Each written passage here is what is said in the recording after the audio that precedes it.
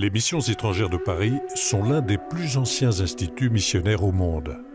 Elles ont été fondées en 1658 par Monseigneur François Palu, vicaire apostolique du Tonkin, et Monseigneur Lambert de la Motte, vicaire apostolique de Cochinchine. Rapidement, le pape Alexandre VII exhorte les missionnaires à évangéliser en s'imprégnant de la culture des pays plutôt qu'en exportant la culture française.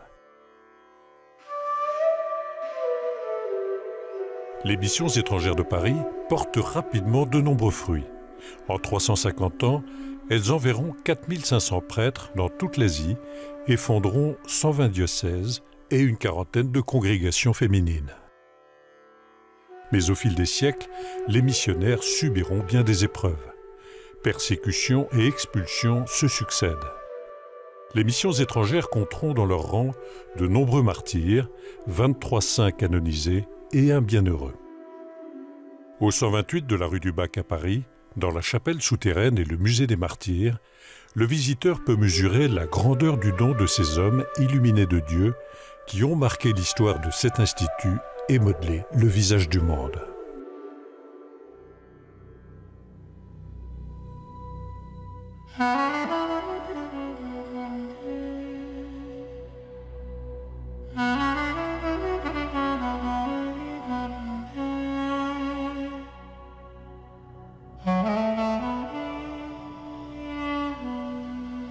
Aujourd'hui, les missions étrangères de Paris poursuivent leur mission d'évangélisation et de fondation de l'Église en Asie. Elles restent ancrées dans 13 pays en Extrême-Orient et dans l'océan Indien. Cambodge, Chine, Taïwan et Hong Kong, Corée, Inde, Indonésie, Japon, Madagascar, Malaisie, île Maurice, Singapour, Thaïlande. Et elles gardent des liens vivants avec leurs anciennes missions de Birmanie, du Laos et du Vietnam. Rue du Bac, les missionnaires se préparent pour partir ad vitam, pour la vie, ad extra, ils quittent leur pays, et ad gentes, pour le monde.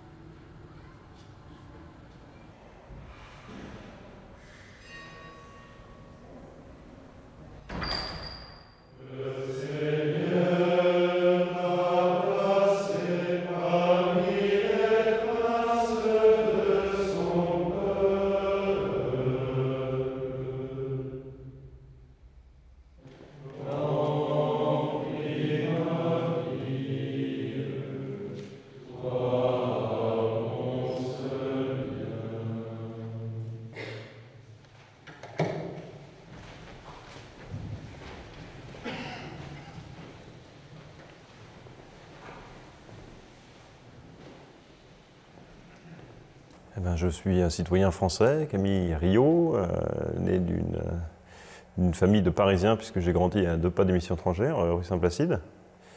Voilà, il m'est arrivé de fréquenter enfant le square qui est en face de la maison, il n'y a pas de hasard. J'ai grandi dans cette famille avec un frère jumeau, on était les aînés, je suis donc l'aîné bis.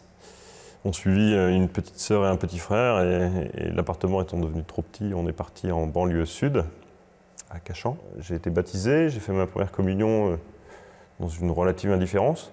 Et ensuite, la pratique de la famille a disparu, et la mienne par voie de conséquence aussi. Ce n'est pas vous qui m'avez choisi. C'est moi qui vous ai choisi et établi, afin que vous partiez, que vous donniez du fruit, et que votre fruit demeure.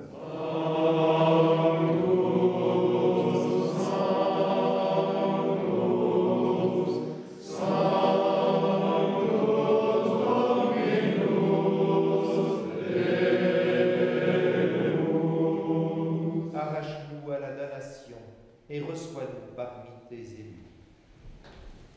Sanctifie pleinement. Si j'avais, moi, abandonné toute pratique, assez bizarrement, je n'avais jamais cessé de croire en Dieu. même si ce n'était pas une croyance très précise. Et jamais cessé de croire non plus que s'il y avait quelque part où il fallait chercher, c'était du côté de l'Église catholique. Comme quoi, hein, on n'oublie jamais le sang de sa mère, je crois que c'est très vrai.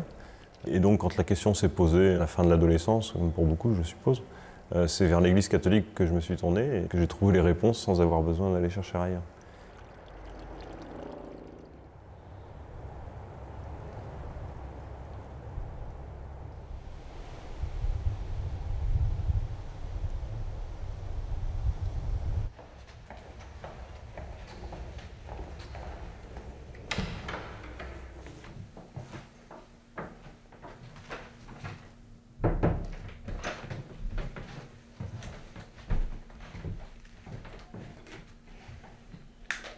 Je m'appelle Vincent Balzan, j'ai 31 ans. Moi, je suis issu d'une famille catholique. Là, j'ai même pris conscience, je pense qu'on était chrétiens au XIIe siècle, et même avant, au XIIe siècle, il y avait déjà des chrétiens dans ma famille. Enfin, c'est assez commun en France, quand même. Donc, d'une famille catholique, pratiquante, 6 enfants. Alors, on va dire, justement, la question de l'appel, elle est quand même assez liée à aussi ma vie d'église, où j'ai eu beaucoup de joie, je dirais, à vivre au sein de l'église, où j'étais servant de messe dans ma paroisse. Puis j'ai fait pas mal de scoutisme, des années de scoutisme, à peu près 20 ans de scoutisme chez les Scouts Unitaires de France. Et je crois que ça a forgé aussi ma foi. C'est un élément réellement structurant, je dirais surtout à l'âge de l'adolescence où la foi n'est pas si évidente à vivre. Et que là, je l'ai vécu dans un cadre de fraternité avec des chefs qui étaient aînés, plus âgés et qui témoignaient d'une vie de foi aussi, et ce qui m'aidait à grandir. C'est lui que tu nous as envoyé comme Rédempteur et Sauveur, Dieu fait homme, conçu de l'Esprit Saint, né de la Vierge Marie. Je m'appelle Guillaume Lepesqueux, j'ai 32 ans, j'ai été ordonné prêtre il y a 2 ans, donc pour les missions étrangères, et j'ai reçu comme destination la Thaïlande pour le monde là-haut. Alors je pourrais être parti depuis 1 an, mais mes supérieurs m'ont demandé de faire des études complémentaires ici à Paris, en Bible, voilà, en particulier en Ancien Testament. Et donc je termine ce cycle d'études avant de rejoindre d'ici peut-être 2 ans et demi, 3 ans, donc la Thaïlande.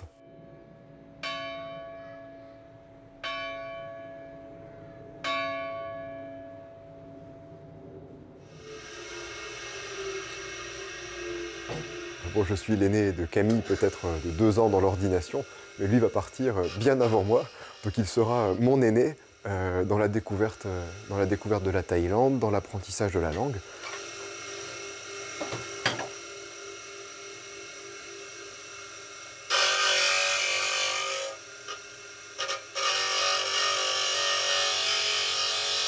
Je voulais dessiner des bateaux, alors je me suis dit la façon la plus simple c'était de rentrer dans la marine pour un service volontaire. Et donc tout s'est bien passé, on m'avait inscrit, et puis finalement le bateau n'est pas parti, et on m'a dit au mois de décembre, écoutez, on est désolé, le bateau part plus, vous ne partez plus, vous n'embarquez pas. Donc il a fallu que je retombe sur mes pattes quelques mois après la clôture des inscriptions universitaires. Et donc j'ai été voir un prêtre de ma connaissance qui m'a mis en contact avec le père Georges Collomb, et 2 semaines après j'étais en Inde, quoi, sans trop comprendre ce qui m'était tombé sur le coin de la figure. Et voilà, et c'est comme ça que j'ai passé 1 an auprès des prêtres MEP en Asie, quoi. Ah voilà, super, voilà les autres. On a essayé celle-ci. Bonjour Emilia. Bonjour. Et Marvin. C'est pas Marvin, c'est Yanis. C'est Yanis, pardon. Mon frère n'est pas Fabrice et Christiane. Au scoutisme, ce commissaire national route avait un ami qui était parti avec les missions étrangères de Paris et que j'ai rencontré pendant un week-end. Et lui, il revenait donc d'1 an en Thaïlande. Et ce qu'il me racontait, c'est que finalement, il y a une richesse humaine qui émanait de ce qu'il avait vécu. Surtout, ce que je retiens, c'est qu'il avait travaillé dans un centre pour enfants malades du sida. Okay. Dans la procession, quand on est debout, on se tient comme ça. Ok, les mains jointes. Comme ça. Voilà. Et quand on est assis, on a les mains comme ça. Et en même temps, là, je commençais à travailler et je désirais changer de travail aussi. Et donc j'avais commencé un bilan de compétences. Donc peu à peu, du coup, j'ai commencé à construire un véritable projet professionnel. Et de me dire, à la fin de ce bilan de compétences, mon projet, il est prêt. Maintenant, je sais dans quoi je veux chercher. et a priori que ça me correspond. En tout cas, ma démarche, elle est prête pour changer de travail, aller dans un métier qui me plairait. Le moment est venu, peut-être maintenant, parce qu'après, une fois que je serai lancé, ce sera plus difficile. Là, en tout cas, il y a une liberté. Et j'avais deux listes, du coup deux organismes, les missions étrangères et Enfants du Mékong. Je voulais partir dans un cadre, en tout cas, ecclésial. Pour moi, c'était maniement faire de l'humanitaire, mais c'est aller être au service de l'autre avec le Christ, pour le Christ. Et sur le plan de métro, j'irais, l'organisme le plus près, c'était les MEP. Et donc un vendredi soir, j'ai décidé, je me suis dit, c'est maintenant. Le samedi, j'y suis allé. J'ai rencontré, à l'époque, c'était le père Colomb qui était responsable du volontariat. Il n'y avait personne au service, c'est la boutique de la rue du Bac. Il n'y avait personne, mais il y avait un numéro de téléphone. J'ai appelé, il s'est rendu disponible. Il y avait une formation une semaine après. Et puis 2 semaines plus tard, je démissionnais. 2 mois plus tard, je partais en Chine.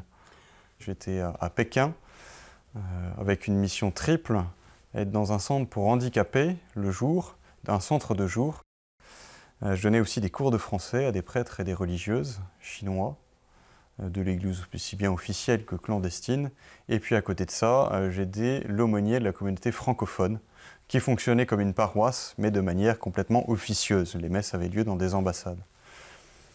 Pour que les populations en proie à la guerre civile trouvent auprès des grandes puissances des appuis qui les sauvent de la mort, Seigneur, nous te prions.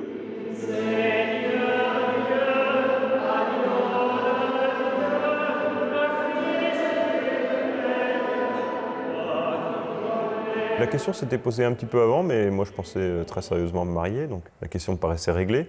En fait, la pastorale des vocations en France, elle est surtout conçue autour des jeunes prêtres. Voilà, des jeunes prêtres dynamiques qui vous donnent envie de rentrer. Moi, ça ne m'a jamais vraiment convaincu, en fait, les jeunes prêtres. Et là, je suis tombé sur des prêtres qui avaient 50 ans de mission et qui étaient toujours parfaitement heureux de leur sort et très épanouis. Et je me suis dit, après tout, si ça tient 50 ans, c'est que ça paraît jouable. Et la question s'est posée de façon assez évidente donc après 7-8 mois de mission. Et j'ai dit, top là, je rentre.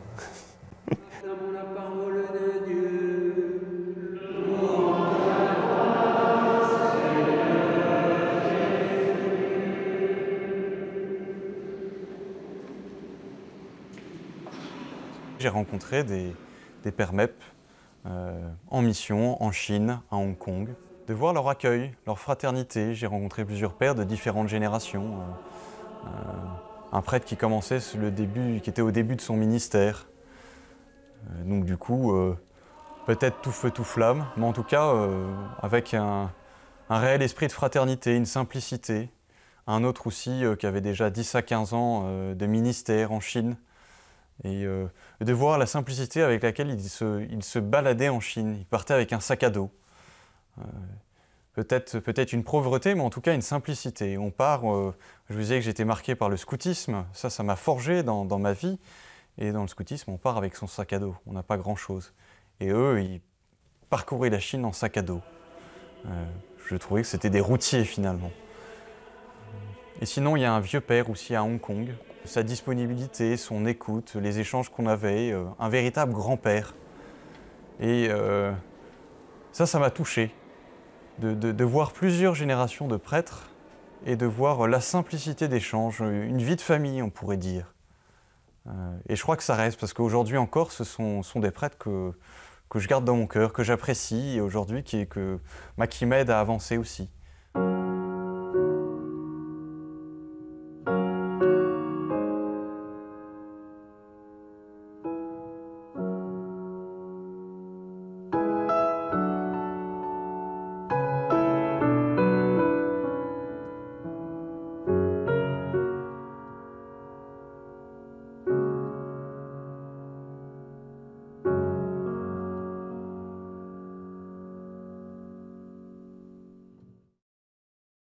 Je rentre en France, dans la voiture qui me ramène à la maison. Ma mère était venue me chercher à l'aéroport. Je pose mes conditions immédiatement, en disant que voilà, je rentrerai au séminaire. Voilà, donc je remercie ma promise aussi, ça fait beaucoup de choses. Et je rentre 6 mois plus tard, après avoir travaillé ici ou là pour pour vivre les derniers temps qui me séparaient de l'entrée au séminaire. Je rentre au séminaire de Paris parce qu'en fait, j'avais bien saisi pour moi, j'avais reçu une vocation à devenir prêtre, mais je ne savais pas où.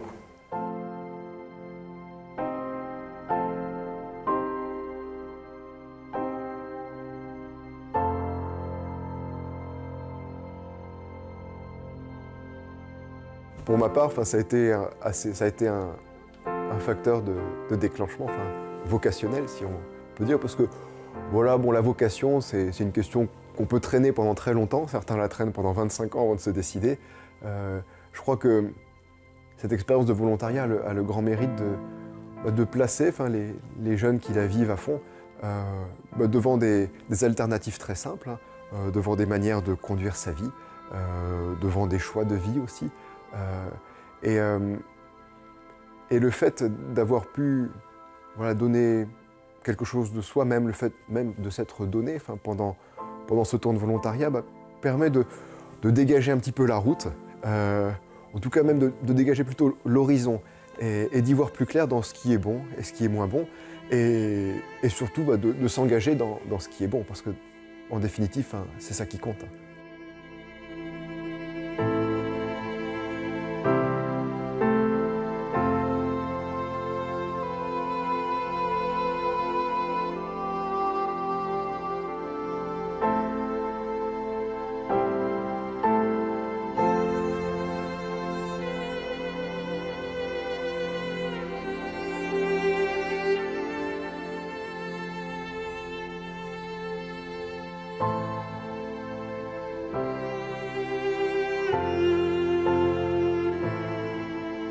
Et le missionnaire, comme le dirait Jean-Paul II dans Redemptoris Missio, est un contemplatif en action. Il se nourrit de la parole de Dieu, il se nourrit de la prière, il se nourrit de la lectio divina, il se nourrit de l'oraison pour pouvoir annoncer le Christ. Sinon, le danger, c'est qu'il s'annonce lui-même, ce qui serait catastrophique. On n'est pas là pour parler de soi, on est là pour parler de Christ.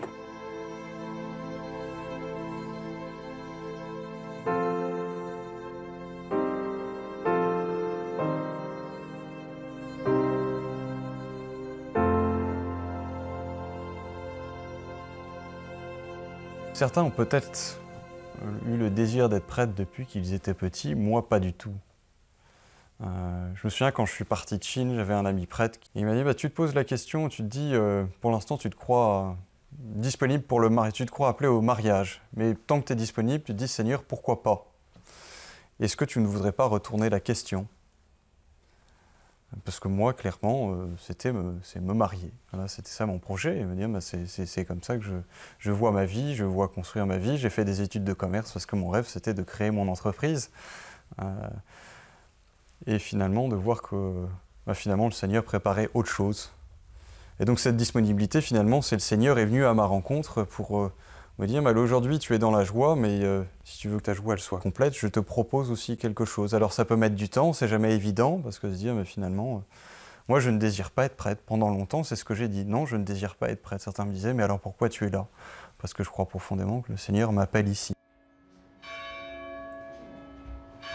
Quand je me suis dit, je crois que finalement, il faut avec sérieux que je me demande si vraiment le Christ m'appelle à le suivre, finalement, je voyais que c'était un appel de la joie. C'est Seigneur, ma joie est complète aujourd'hui. Et de sentir profondément, si tu veux que ta joie elle soit véritablement complète, quitte tout et suis-moi.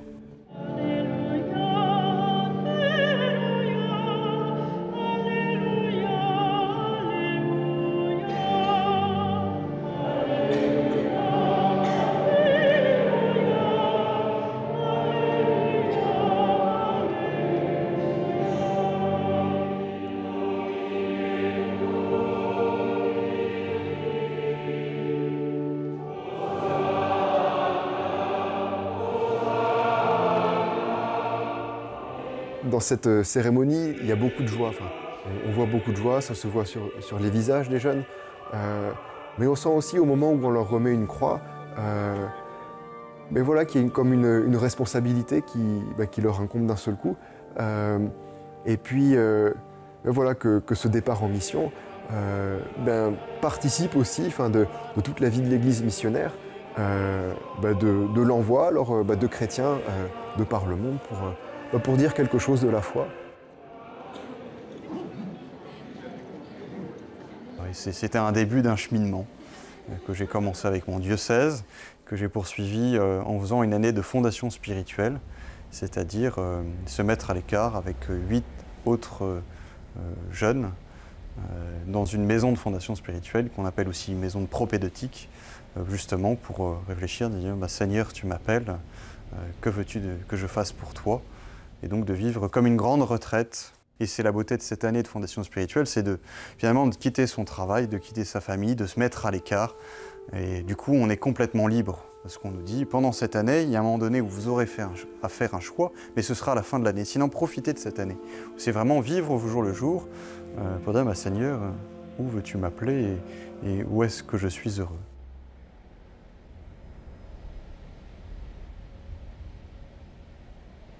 Quand je relis mon histoire, je vois que le chemin que j'ai parcouru est solide.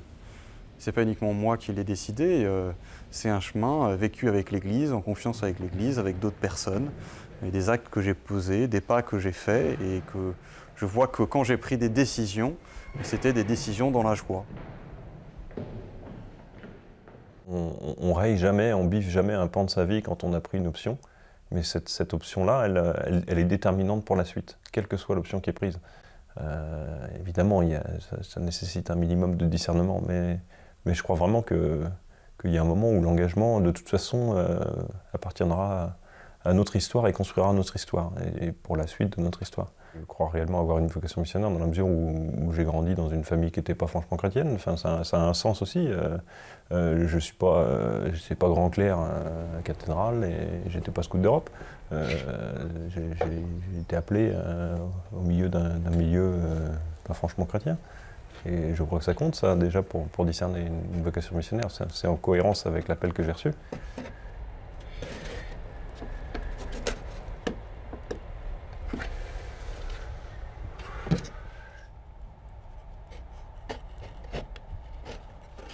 Ce que j'ai découvert récemment, c'est qu'elle ne naît pas, elle se révèle. En tout cas, elle naît au moment du baptême. Je crois que c'est vraiment ça la chose importante. Et le baptême, on en prend conscience, on prend conscience des grâces reçues à mesure que les années passent. Mais je ne crois pas qu'elle naisse comme ça, ex nihilo. Elle a été donnée au moment du baptême et elle se déploie à travers une vie. Il y a un moment où nous-mêmes, on pose des choix en cohérence avec justement ce qu'on a reçu au baptême.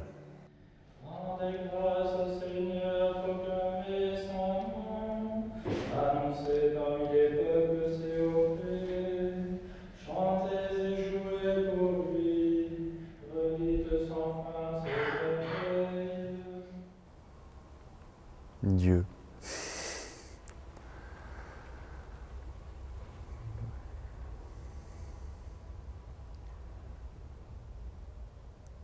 Aujourd'hui, spontanément, quand on me dit Dieu, moi je réponds je t'aime. C'est une relation amoureuse. Dieu nous a aimés en premier, il a habité parmi nous. Et moi de dire, moi foi chrétienne, me dire que c'est quelqu'un qui m'aime, quelqu'un qui est amour, quelqu'un que je peux aimer, qui m'aimera toujours et que je peux toujours aimer, quelqu'un qui est fidèle. Quand on me dit Dieu aussi, c'est de voir à quel point il nous appelle à nous respecter, à quel point il nous respecte, à quel point il nous rend dignes, à quel point il me rend digne dans ce que je suis. Et combien Dieu me demande lui aussi que je l'aime et qu'en l'aimant, j'aime aussi le monde qu'il a créé. Et quand on se met dans le regard de Dieu pour regarder le monde, la création est bonne, le monde est bon. Dans le regard de Dieu, c'est quelque chose qui est bon, qui est valable, qui a sa raison d'être. Et l'homme, au cœur de cette création, placé au centre de cette création, c'est qu'une création qui est bonne aussi.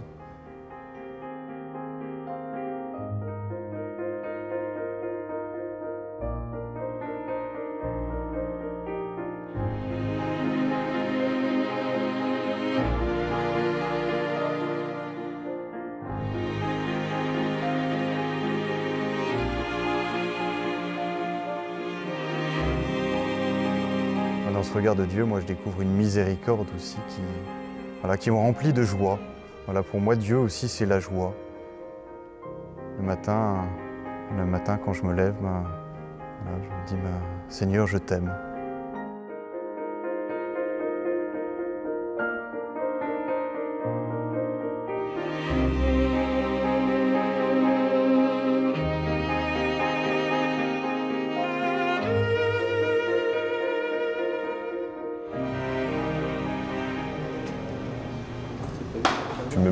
On compte plus en années, là. Je compte en semaines maintenant, parce que je suis à quelques mois de l'ordination presbytérale. Donc j'ai été ordonné diacre.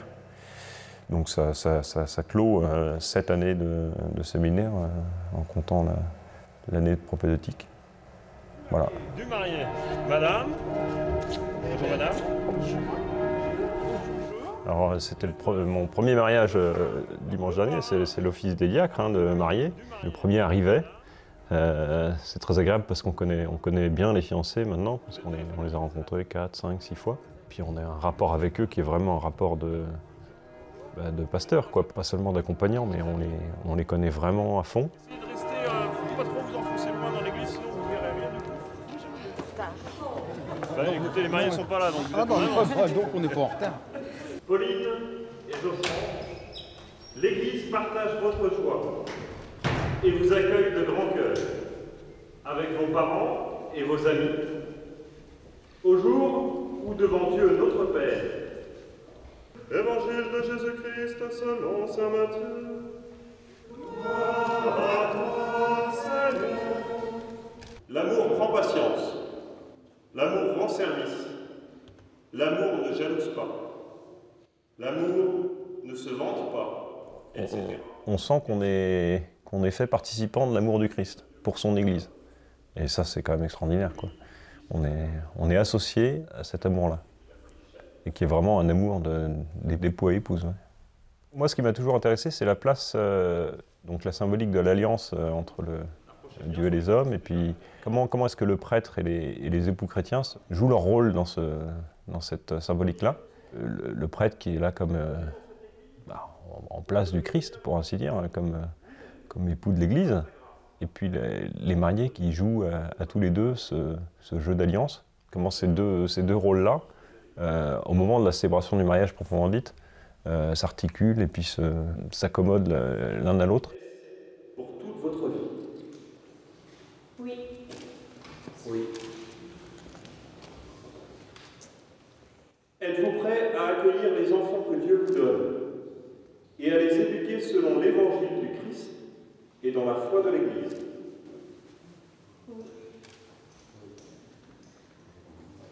Oui. Moi, je me retrouvais bien dans la place du prêtre, quoi. Ça m'a toujours intéressé dans l'évolution de mon discernement aussi, de savoir l'homme quittera son père et sa mère et s'attachera à une seule femme. Il faut bien que le prêtre aussi s'attache à une seule femme, à une seule épouse, l'Église. Il ne reste pas seul. Il n'y a rien de plus antinaturel que la solitude. Donc la vie du prêtre, c'est pas une vie solitaire. Et en quelque manière, il est époux. En tout cas, il participe à la vie sponsale du Christ, quoi. Et ça, quand on a compris ça, alors là, la vie et la vocation sacerdotale prend une dimension tout autre. Hein. Reçois cette alliance, signe de mon amour, de ma fidélité.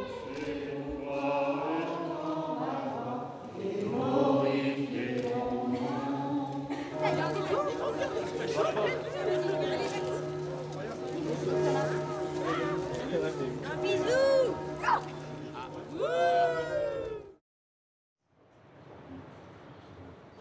Aujourd'hui, je suis en 2e année de philosophie à Issy-les-Moulineaux. Et là, cette 2e année est une véritable année de grâce aussi.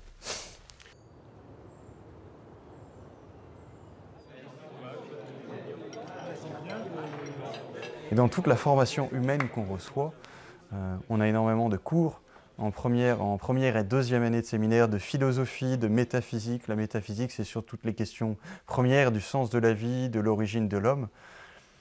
Et de voir que ce n'est pas uniquement se préparer à un métier de prêtre, mais façonner notre esprit, façonner notre intelligence pour recevoir Dieu, pour mieux l'accueillir et se mettre à la suite de penseurs de 2000 ans qui ont vécu, enfin dans les 2000 ans d'humanité, de Parménide jusqu'à aujourd'hui.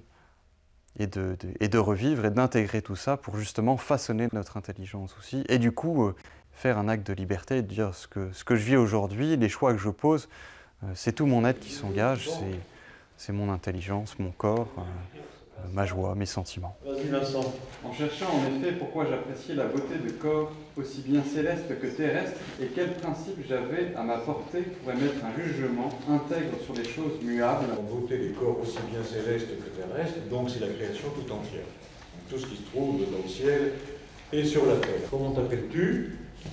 Je suis. Mais qui? Celui qui suit. Je suis celui qui suit. C'est ton nom? C'est tout ce que tu t'appelles? Le processus de la connaissance est une montée anagogique. La parole du Christ, c'est une parole qui rend libre. Donc, on m'en a fait le reproche souvent de bloquer face à tel mouvement ou enseignement, mais moi j'ai tendance aussi à étudier la chose d'abord avant d'accepter, quoi. Pour moi, l'obéissance, ça a été un exercice terriblement délicat, parce qu'il faut toujours quand est-ce qu'on obéit, quand est-ce que l'obéissance devient servitude, enfin, c'est compliqué à articuler, mais je crois que ça marche maintenant. Hein. Moi j'obéis, mais librement, si l'expression existe, de mon plein chef.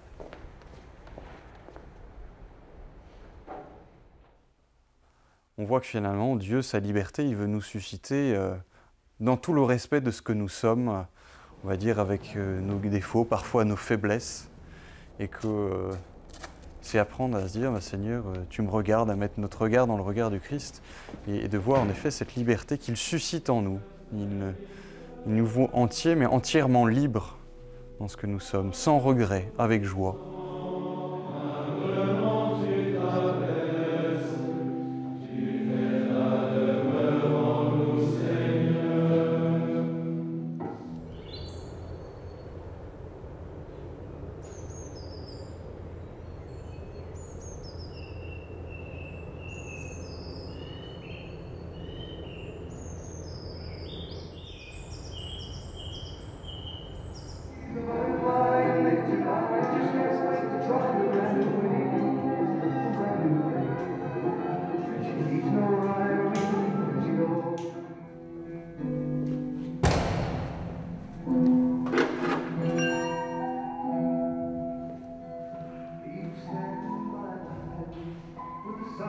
La vie au séminaire, elle est en partie réussie quand vous avez réussi à unifier tous les éléments de votre vie de séminariste, et donc après de diacre et de prêtre, je crois. C'est que la vie intellectuelle, elle est en cohérence avec la vie spirituelle, la formation humaine. Et quand on a réussi à caler tout ça, alors là, ça commence à devenir vraiment plaisant. Il y a une logique interne qui ordonne. Et tout ça se tient. Moi, j'ai un caractère très dispersé, j'ai 1001 centres d'intérêt, mais je crois avoir commencé à réussir à les unifier dans une même dynamique. Et là, ça prend une résonance tout autre, vraiment. Quand l'écriture, la méditation de l'écriture commence à orienter votre journée, c'est bien qu'il y ait quelque chose qui est passé. Quand vous êtes capable de faire oraison sur les concepts théologiques évoqués dans la matinée, c'est qu'il y a quelque chose qui est passé. Et ensuite, orienter votre vie par rapport à ça ou à ça, il y a une colonne vertébrale qui se structure, et ouais, on marche droit, quoi. Et quand on marche droit, on voit loin, on tient debout, on marche d'un bon pas.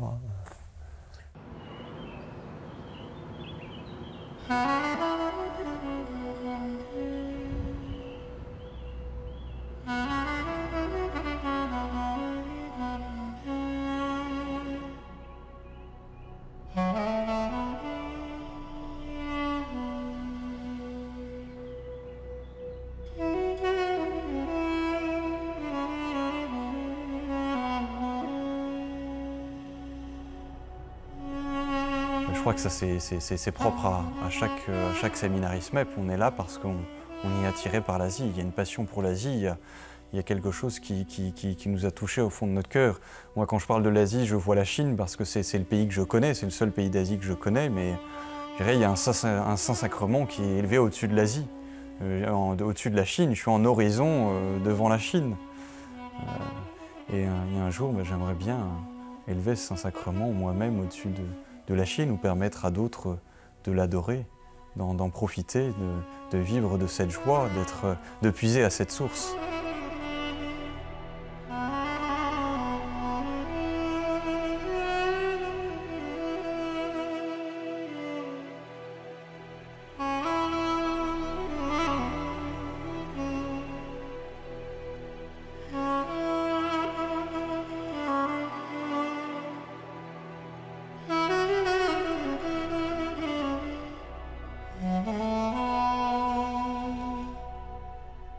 Je crois que le cœur du christianisme, ça reste quand même l'incarnation. Enfin, en tout cas, moi, c'est vraiment le dogme fondamental qui m'a toujours interpellé.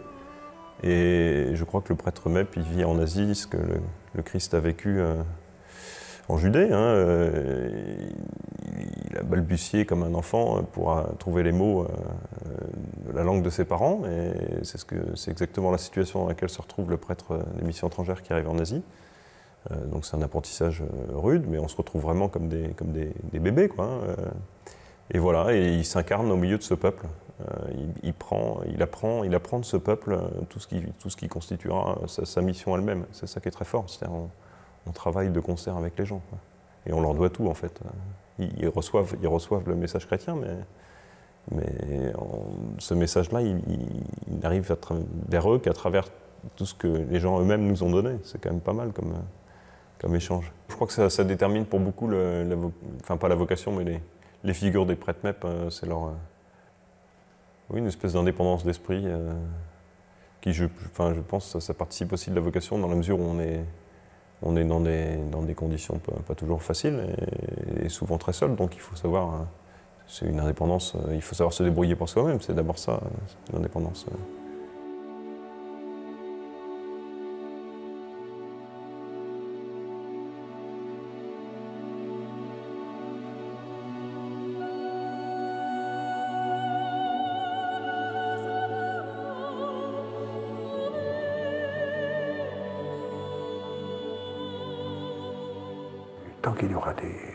Tant qu'il y aura le monde et tant qu'il y aura des chrétiens, il y aura des martyrs. Et dans le fond, voyez-vous, je pense que c'est un signe de la beauté de l'Évangile. C'est paradoxal ce que je dis là, mais je crois que le martyr est un signe de la beauté de l'Évangile. Quelqu'un qui est capable de donner sa vie pour le Christ, pour l'Évangile, c'est magnifique. Le Seigneur lui-même nous le dit, celui qui ne préfère pas, qui ne me préfère pas à sa propre famille, celui qui n'est pas capable de porter sa croix, n'est pas digne de me suivre.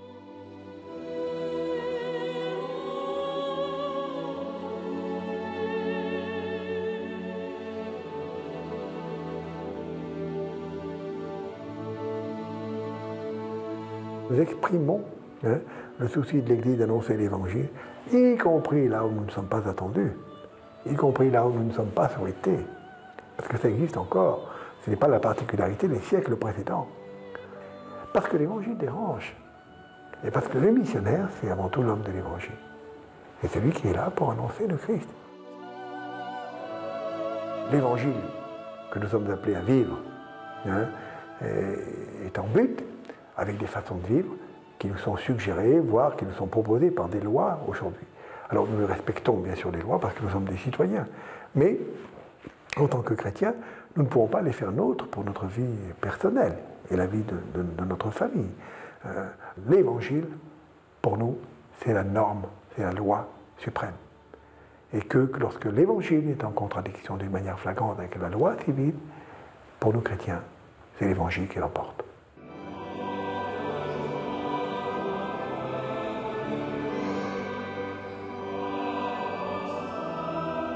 Cette ordination diaconale est importante parce que c'est là que le séminariste s'engage à la prière, dans la fidélité de la liturgie des heures, et s'engage aussi à l'obéissance vis-à-vis de son évêque. Moi, ce lien avec l'obéissance est assez drôle parce que c'est une fois que le diacre s'est engagé à obéir à l'Église, qui reçoit sa destination. Il signe d'abord le contrat, puis après il est envoyé.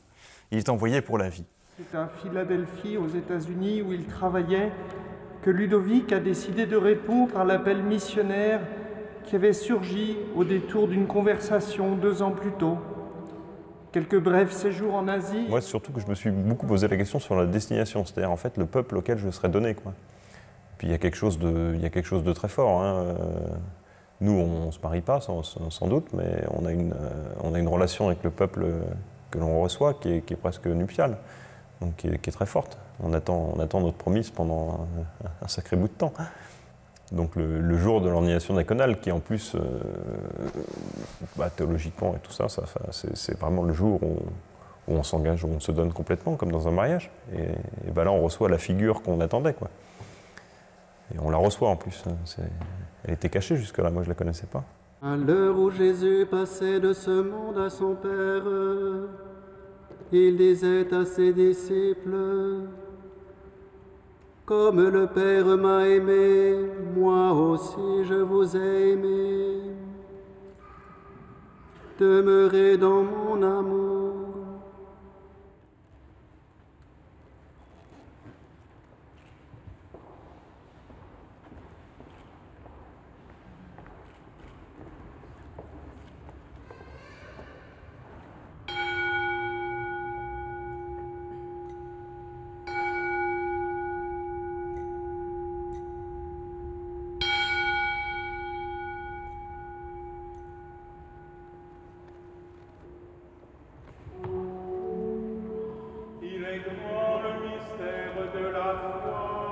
C'est très amusant parce qu'à la fin de l'ordination, il y a l'ordination diaconale qui se déroule comme pour n'importe quel diacre. Mais à la fin de l'ordination, le supérieur général monte en tribune et puis annonce à chacun sa destination en faisant jouer le suspense et en alignant des petites énigmes pour qu'on devine nous-mêmes où est-ce qu'on va. Moi, j'ai rien compris aux énigmes. Et on m'a annoncé finalement donc, la Thaïlande. Voilà, donc moi je pars en Thaïlande. On était deux. Deux pour la Thaïlande. Cher Ludovic, cher Julien, je vais commencer par l'ordre alphabétique. L'exode rural, la natalité très forte, ont gonflé les villes. Certaines d'entre elles sont de très grandes mégapoles, pays magnifiques, aux langues nombreuses, que tu auras tout loisir d'étudier, et où les problèmes ethniques et les tensions religieuses peuvent être très forts. Il te faudra faire preuve de sagesse et de patience. Cher Julien, tu es envoyé au groupe missionnaire de l'Inde.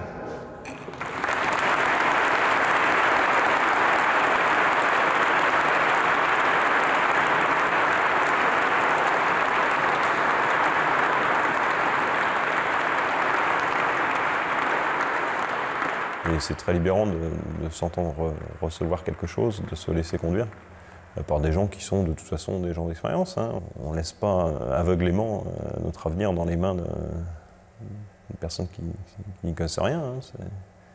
Alors est-ce que c'est quelque chose que je redoute, cette annonce du pays de mission? C'est plutôt quelque chose que j'attends, que tout le monde, tout séminariste attend. Où est-ce que je vais être envoyé, sachant qu'on a souvent un pays qu'on a dans le cœur? Au fond de nous-mêmes, on a un désir secret, alors peut-être d'aller dans l'un ou l'autre pays.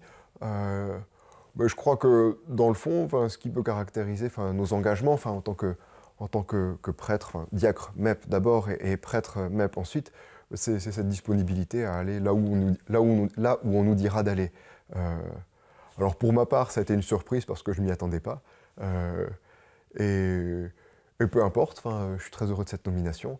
D'autant qu'elle renoue avec ce que la société, avec la vocation profonde de la société qui est de former des prêtres. Moi, dans mes rêves mes plus fous, je ne pouvais pas rêver de la Thaïlande.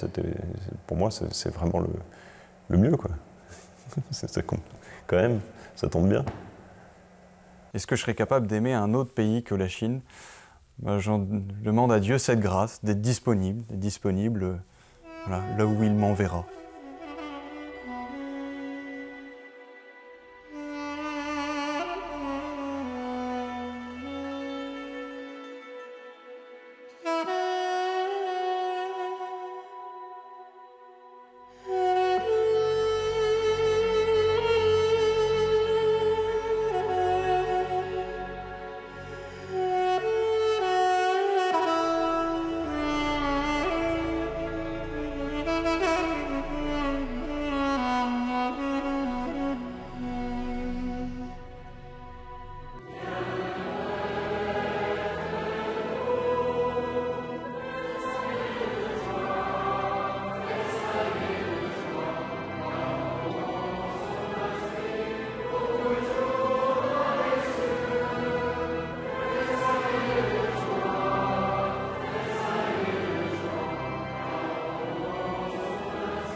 Que celui qui va être ordonné prêtre s'avance. Me voici. Camille ne fait pas de plan particulier. Il demande simplement au Seigneur un don de simplicité et d'audace au service de l'annonce de l'Évangile. Un charisme qu'il a souvent vu à l'œuvre chez ses confrères des missions étrangères de Paris, qu'il s'apprête avec joie à rejoindre maintenant dans la grande œuvre de la mission en Asie. Aussi, avec l'aide du Seigneur Jésus-Christ, notre Dieu et notre Sauveur, nous choisissons Camille pour l'ordre des prêtres.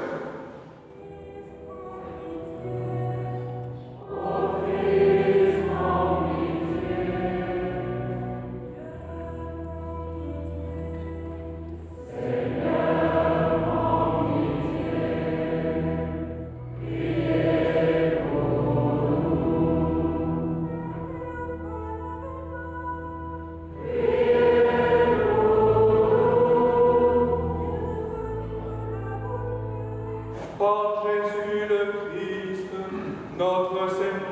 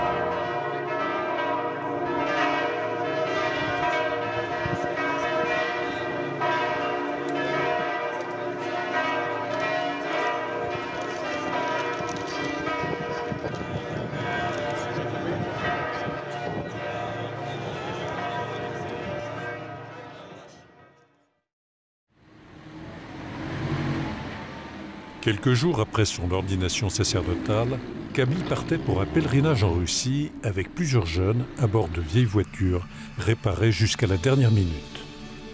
Un premier pas vers l'Orient avant son départ définitif pour son pays de mission, prévu fin octobre. Eh bien, c'était de rallier par voie de terre l'Asie. À la manière des premiers vicaires apostoliques des missions étrangères. Ce pont bâti sur les carcasses des premiers missionnaires.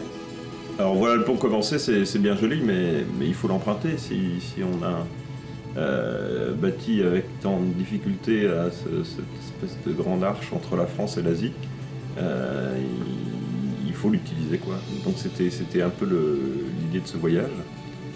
En réalité, on s'aperçoit petit à petit, jour après jour, qu'on est en train de passer, oui, de la France à l'Asie, et que partout c'est cette même église qu'on rencontre et qu'on va servir en Asie.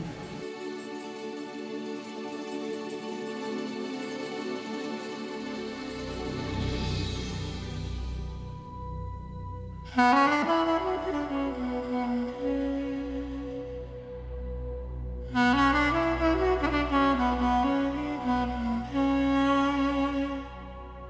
21 octobre, c'est enfin pour Camille le grand jour du départ pour la Thaïlande. À son tour, il s'apprête à poursuivre l'édification de ce grand pont commencé par la longue lignée des missionnaires qui l'a précédé.